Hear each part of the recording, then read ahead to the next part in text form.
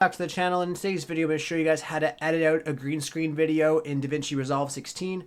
Really easy and simple to do. So you're just going to make sure that you have a video on your first layer here, and then a video with a green screen over it on the second video, just like this. So the first video is going to be the background, and then the top video is going to be the one with the green screen on it.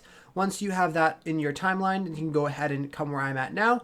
So all you need to do is ensure that your red slider here is just over a part where the green screen video is. Then you just want to click on the green screen video, and then you want to come to the fourth tab on here.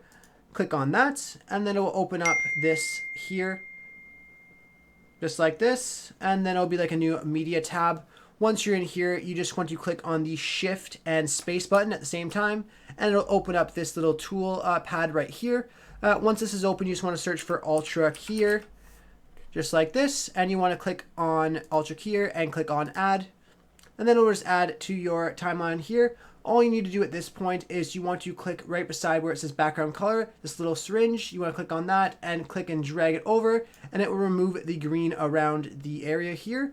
And then you can go out back to your edit tab, so the third tab over.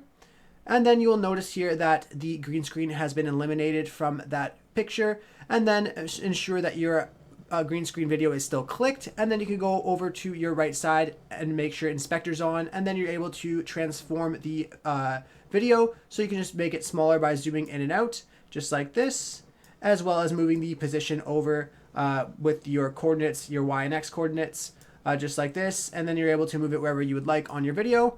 I really hope I was able to help you guys out with this. If I was, be sure to leave a like and subscribe for more tutorials. Thanks for watching.